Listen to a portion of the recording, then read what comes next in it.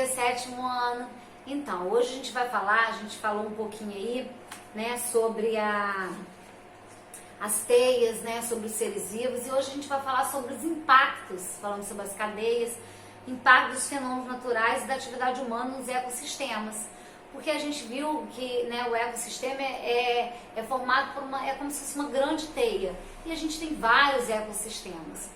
E aí a própria natureza, né, os fenômenos naturais ou atividade humana vão interferir. Lembra que eu falei que se um animal, né, foi extinto de uma cadeia ou de uma teia alimentar, ela precisa de um tempo para se reorganizar para poder essa teia, né, esse sistema voltar a funcionar normalmente, a reprodução dos seres, né, a vida dos seres precisa de um tempo para se reorganizar. Então nós vamos ver o que afeta, quais são os impactos, quais são os fenômenos naturais ou as atividades humanas que afetam diretamente aí nesses ecossistemas, nessas cadeias, nessas teias. Então, os impactos ambientais podem ser, né, os naturais, podem ser as erupções vulcânicas, os tsunamis, os terremotos, as tempestades e até os desmatamentos causados por impactos de tempestades.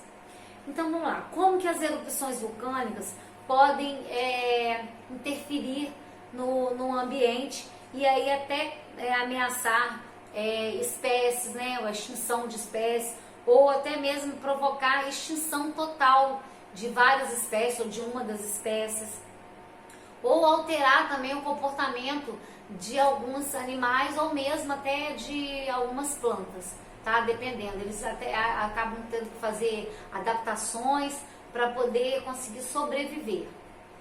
Bem, as erupções vulcânicas, quando a lava é expelida, a temperatura fica, né, a temperatura da lava é altíssima, chega em média a 600 graus Celsius. Então ela queima todas as plantas, que onde ela vai bater, ela vai queimar todas as plantas e vai recobrir o solo também. E quando ela resfria, ela adquire uma consistência de rocha.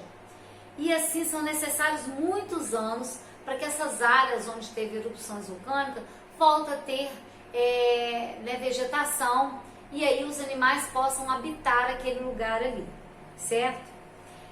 No caso de tsunamis, que onde a força da água, né, provoca uma onda enorme e ela arrasta toda a vegetação, animais, casas que está no seu caminho, o solo, né, desses lugares vai ficar muito pobre de sais minerais, e aí precisa também de um tempo para a vegetação se restabelecer nesses lugares também.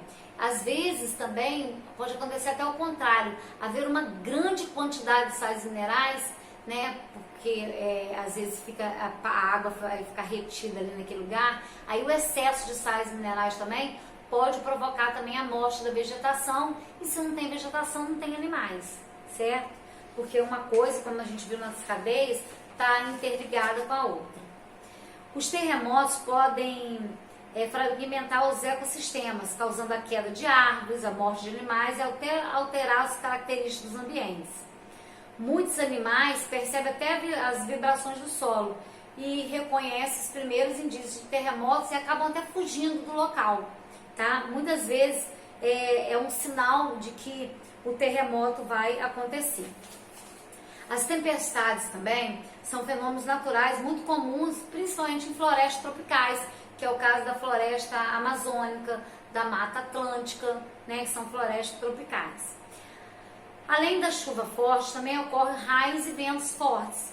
E em alguns casos, a presença também de granizo, que é a pedra de gelo, né? E esses raios podem atingir árvores, causar incêndios naturais, destruir grandes áreas de vegetação, né? Se no caso de pegar fogo, e pode causar morte também de animais. Além dos ventos derrubarem galhos, árvores, né? Principalmente se já estiver comprometido aí essa árvore. Então também vai causar transformação no ambiente, e de repente assim, um pássaro que vivia naquela árvore vai ter que procurar uma outra árvore para para viver. Então acarreta também mudança de comportamento nos hábitos de alguns animais. E esse tipo de tempestade está ficando muito comum por causa do aquecimento global, né? E o agravamento aí do excesso, né, do calor está aumentando esse número de chuvas, o que vai trazendo cada vez mais prejuízo para o meio ambiente. E o desmatamento contribui para os impactos das tempestades nos ecossistemas, porque as árvores isoladas são as mais afetadas pela ação do vento. E na floresta, as árvores que estão juntas, elas não sofrem tanto impacto. Então, quando a gente vê assim, muita árvore próxima, o desmatamento ali, isso ajuda a reter a água no solo, ajuda a preservar ali as outras árvores que estão no entorno. Então, se a gente tem uma área muito livre e sem árvore, acaba o solo ficando desprotegido, as próprias árvores ficando desprotegidas, e isso também é um fator que faz mudar o ambiente.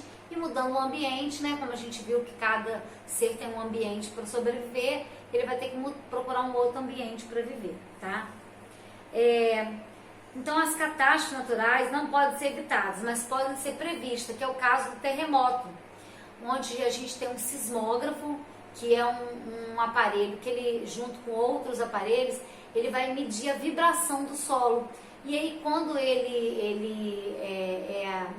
sabe-se que vai ter um terremoto, as pessoas vão se prevenir. Lugares onde é muito comum um terremoto, onde as placas tectônicas, né, se chocam muito, as pessoas já têm até abrigos para ficarem, para poder proteger a vida, né, porque terremoto, dependendo da sua magnitude, né, na escala Richter, ela pode causar danos sérios para a população, tá? Bem, mas não só os fenômenos naturais, mas como as atividades humanas também, elas são prejudiciais para o ambiente e automaticamente para os animais também. É o caso do desmatamento.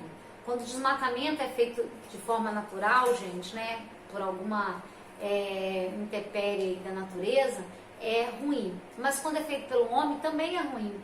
Talvez até pior, porque o homem faz de forma assim, mais agressiva e mais constante. Porque não é todo dia que tem tempestade que vai derrubar árvores.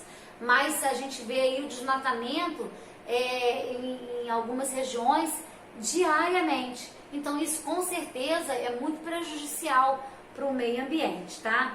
E um exemplo muito clássico disso é o caso da Mata Atlântica. Quando o Brasil foi descoberto, em 1500, a gente tinha 100% da Mata Atlântica. Hoje a gente chega a aproximadamente 6%, olha bem, 94% da floresta atlântica foi desmatada. Então, olha como isso fez com que o ambiente todo em torno dessa Mata Atlântica fosse modificado, né? Quantas espécies aí foram extintas? E existem espécies que só existem, tanto de plantas como de animais, na Mata Atlântica. E se aí não tem Mata Atlântica, não tem animais, nem plantas. A exploração excessiva dos recursos naturais, né, que é chamado de sobreexploração, também é prejudicial, porque é uma exploração que a gente chama de uso de forma predatória. O que é de forma predatória? É que faz sem uma organização. Gessele, mas a gente precisa de madeira para fazer papel, precisa de madeira para fazer molde, certo? Mas para isso a gente tem que ter uma área própria para isso. Existem madeiras já que são feitas de áreas de reflorestamento, ou seja, corta 2 árvores e planta 5. Então aí não tem prejuízo para o meio ambiente. Então é isso que a gente não é que vai parar, né, de tirar os recursos da natureza, mas é tirar de forma organizada, tá? Isso acontece também, gente, com a pesca, tá? A pesca predatória, a caça predatória também causam bastante prejuízo para o meio ambiente e provoca a extinção de várias espécies, tá? A introdução de espécies exóticas também é também uma outra forma de agredir o meio ambiente. Quer ver uma coisa que aconteceu aqui no Brasil? Existe uma lesma, né, uma espécie de lesma chamada de escargot, que é servida para fazer pratos, principalmente na França. E aí ela vem dentro de em volta dela vem uma conchazinha, tipo um caramujozinho, E o que eles fizeram? Eles pegaram alguns caramujos chamados africanos e trouxeram para o Brasil achando que era escargot. Mas essa espécie aqui é exótica, ou seja, não é do nosso país. Então ele não tem predador natural. Então o que acontece? Ela foi se desenvolvendo, foi se reproduzindo muito. Hoje em dia eles recolhem toneladas desses caramujos africanos aqui no Brasil, porque não tem predador, ele só vai aumentando, multiplicando. Isso é ruim para o ambiente, porque além de ele também é predador de algum ser, diminuir essas espécies ainda causa prejuízo para o meio ambiente, tá? O tráfico de animais silvestres também é outra causa de extinção de muitos animais. A caça de animal silvestre, gente, é proibida por lei. Então, quem é pego caçando aí, ou criando sem uma licença, um pássaro, um jacaré, um macaco, um animal silvestre, que não seja autorizado pelo IBAMA, que é o órgão responsável por isso, ele pode ser preso. Por quê? Porque o animal ele tem o hábitat dele natural. Então, para ele ser, vamos dizer, já seria mais... eu tenho um padrinho, eu tenho um tio que tem um pássaro exótico ou um animal exótico, mas para isso ele tem que ter autorização e tem que criar um ambiente apropriado, igual é feito no zoológico.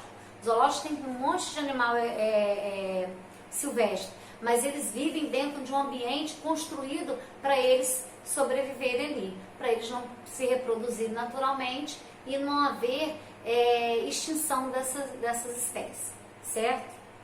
Bem, vocês vão fazer os exercícios da página 44 a 46, tá bom? Até o número 5 da página 46.